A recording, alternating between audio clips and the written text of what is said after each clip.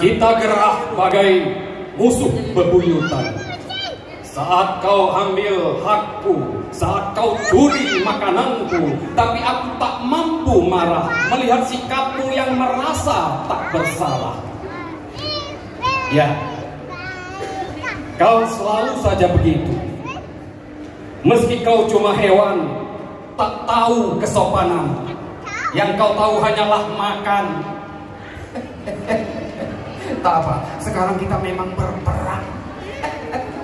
Tapi nanti, kuharap kita bisa berdamai. Karena aku tak pernah jahat seperti yang kau kira. Lalu, pada suatu sore yang tak biasa, saat aku memberimu makan, kau tak tampak sama sekali. Aku terus mencari, apakah kau pergi tanpa pesan? Namanya juga hewan. Bagaimana aku bisa membaca pesan ini? Dan tiba-tiba tersiar berita bahwa tiba-tiba kau mati. Entah kenapa, entah ulah siapa. Aku tak rela, sungguh tak rela, karena tak ada lagi teman malamku, tak ada lagi teman bercanda, semuanya tak ada lagi, segalanya sepi, sepi, bagai patah hati.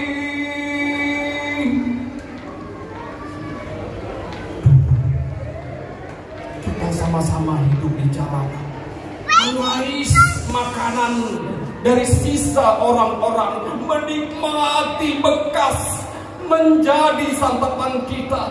Dulu kita sama-sama terlantar, namun nyatanya aku sama saja seperti kucing jalanan, jadi gelandangan, terkatung-katung, makan dari tong sampah, tidur di atas kasur yang lusuh bercampur sampah.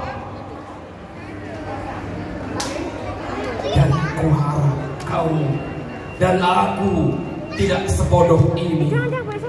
Meski virus itu telah membuatmu pergi, seperti juga orang-orang yang pergi bersama virus yang mereka kantongi dari hasil jalan-jalan ke luar negeri. Tinggallah aku sendiri memandangi tanah kuburmu, sembari menghitung jumlah cinta, kasih sayang yang kau ajarkan, bahwa hidup tak harus memiliki. Kota Baru, Februari tahun 2022. Puisi karya saya sendiri. Ini sepenggal kisah tentang kucing sayang kami yang begitu kami pindah ke rumah seekor kucing, kemudian beranak di sebuah pot, lalu kemudian anak-anaknya mati karena virus yang kami tidak paham. Mungkin karena dia salah makan atau apa. Satu lagi puisi yang sebenarnya bagi Anda yang memiliki hewan kesayangan ini perlu. Ini ditulis oleh Jos Rizal Manua. Judulnya Di Suatu Malam di Sebuah Tikungan. Di suatu siang di sebuah warung makan, seekor kucing berjongkok di bawah meja mengharap belas kasihan. Di atas meja terhidang ikan pesanan yang oleh seseorang disantap dengan lahap. Kucing itu hanya memandang dan memandang. Seseorang yang belum kenyang merasa terganggu dipandang serupa itu. Ditendangnya kucing itu dengan kakinya yang panjang hingga kucing itu terjengkang. Dengan menahan rasa sakit, kucing itu hengkang ke sudut sebuah gang, di mana 5 anak-anaknya menunggu, mengeong, girang minta menyusu. Belakangan aku kenal orang itu. Angkuhnya bukan kepala. Di suatu malam di sebuah tikungan jalan, mobil yang dia bawa ngebut kencang, tiba-tiba terjengkang sehingga seumur hidupnya dia pincang.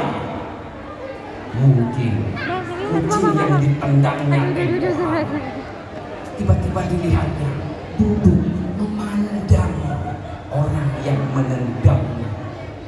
Jakarta, 11 September 2016. Terima kasih, salam hangat, dan selalu sayangi hewan kesayangan Anda.